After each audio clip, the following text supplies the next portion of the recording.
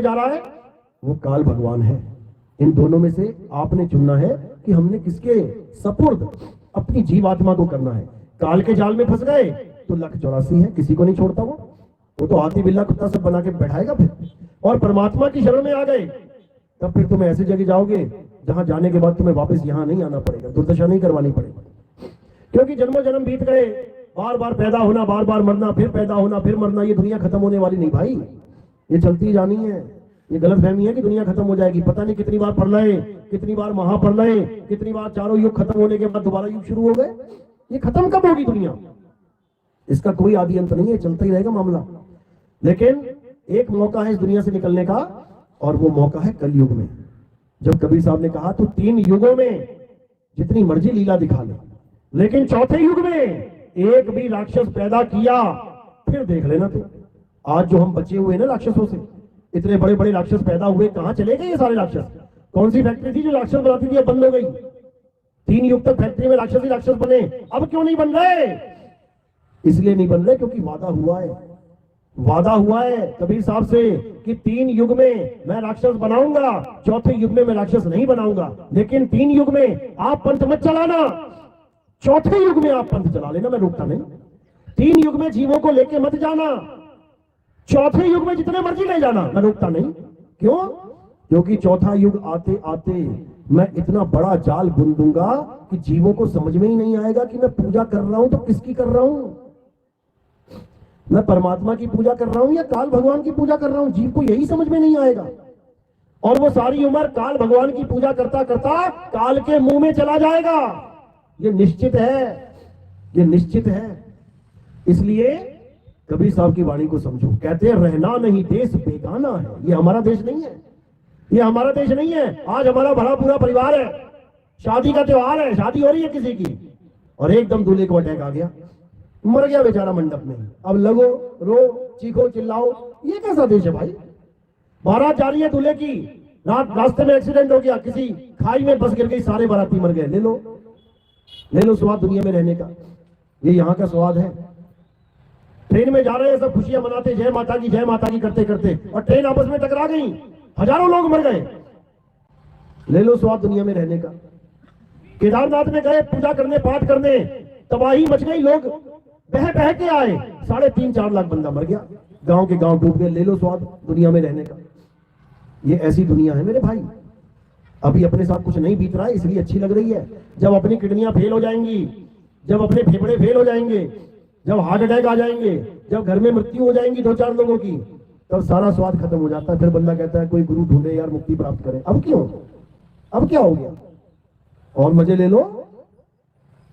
नहीं समझ में आ रही बात तो साहिब समझा रहे, रहना नहीं देश बेगाना है, ये धरती कागज की पुड़िया, बूंद पड़े घुल जाना है। ये धरती कागज की पुड़िया है। कागज की पुड़िया क्यों बोला है पता है? अखबार सुबह सुबह आता है ना, देखो कितना कुरकुरा होता है, करारा बिल्कुल। उसी को पानी में डुबो देना जरा 2 मिनट के लिए, उसी अखबार को पानी में डुबो देना 2 मिनट के लिए, और देखो क्या हाल हो जाएगा उसका। इसी प्रकार काल भगवान ने ये धरती बनाई है। जब तक तो बारिश नहीं हुई एकदम ठोस बढ़िया, और जैसे ही 14-15 दिन बारिश हो गई, खड़े होने के लाले पड़ जाएंगे, जमीन कहाँ है, जमीन कहाँ है, पानी में घुल जाएगी जमीन सारी, डूब डूब के मरेंगे सारे यहीं पे। तो कह रहे हैं ये धरती कागज की पुड़िया, अरे बूंद पड़े घुल जाना है, ये संसार झाड़ और झाखड़। झाड़ झाखड़ क्या? जो पेड़ पौधे जहां पे जंगल होते हैं ज्यादा, वहां झाड़ियां भी होती हैं। कह रहे ये संसार झाड़ और झाखड़, उलझ पुलझ मर जाना है, और रहना नहीं देश बेगाना है। तो अब जाए कहां? अब जाए कहां? जीना यहां, मरना यहां, इसके सिवा जाना कहां? कहां जाए? तो साहिब ठिकाना बता रहे हैं कहां जाना है। कह रहे कहे कबीर सुनो भाई साधो, सतगुरु नाम ठिकाना है। सतगुरु ठिकाना ही बताने आते हैं यहाँ पे। यानी तुम्हें जो नाम दीक्षा मिल रही है, ये कोई राम राम राम राम नहीं है कि नाम जपने वाली दीक्षा है। ये कोई अल्लाहू अल्लाहू नहीं है, ये कोई वाहिगुरु वाहिगुरु वाली दीक्षा नहीं है, ये कोई मंत्र जाप वाली दीक्षा नहीं है। ये कौन सी दीक्षा है? सतगुरु नाम ठिकाना है। अगर इस दुनिया में तुम नहीं रहना चाहते, तुम थक गए हो रहते रहते, तुम यहां पर दुखी हो चुके हो, कहते तो तुम्हारे लिए एक जगह और है। वो क्या है?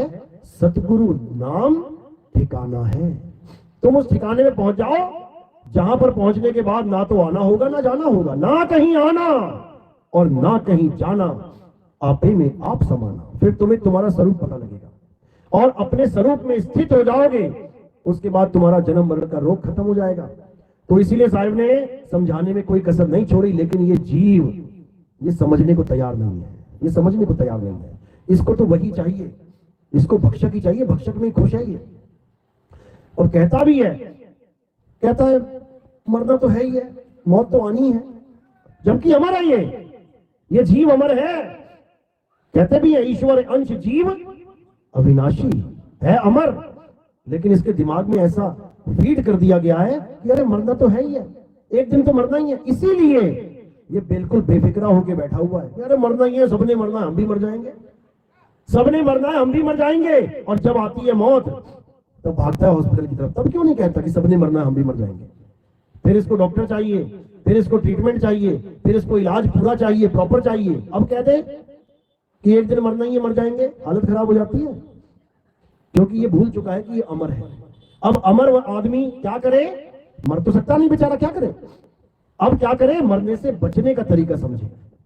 यानी जो उसके दिमाग में फालतू की बात डाल रखी है कि तू एक दिन मर जाएगा, इसको निकाल के अब इस जन्म मरण से निकलने की सोचे, क्योंकि अमर तो वो हो गया।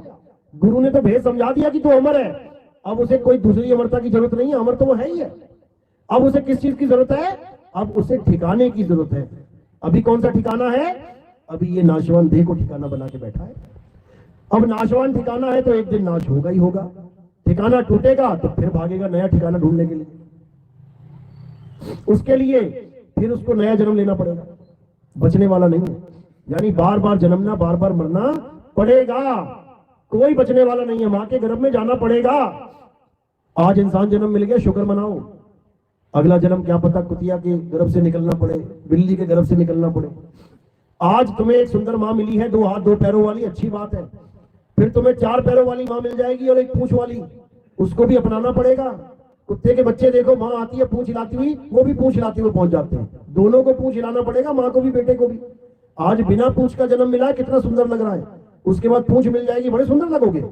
लगावानी पड़ेगी, लेकिन 84 में जाना पड़ेगा। समझ लो, भैंस बन गए, गाय बन गए, बकरा बन गए, समझ लो क्या हाल हो जाएगा। और ये बनना पड़ेगा, ऐसा नहीं हो सकता कि तुम बच जाओ। तो इसीलिए कबीर साहब बार बार समझा रहे हैं कि लख 84 भटक के अब पौ पे अटके आए, और अब की पासा ना पड़ा तो फिर 84 जाए। अब ये मौका मिला है कि इस 84 को खत्म करना है। अब ये पासा यानी बाजी अब हारनी नहीं है, अब बाजी जीत के जाना है। और जीत के कहां जाना है, अपने निज स्वरूप में जाना है, अपने आत्म स्वरूप में जाना है। जहां जाने के बाद फिर तुम्हें कहीं आना जाना नहीं पड़ेगा। सदा सदा के लिए तुम्हारी मुक्ति हो जाएगी। कोई तुम्हें दोबारा गर्भ में डालने वाला माई का लाल पैदा नहीं होगा। इसको समझ लो अच्छे से। चलो बीच बीच में भजन करते रहेंगे, एक आधा भजन कर लो साथ में। बोलिए परमपिता परमात्मा की जय हो।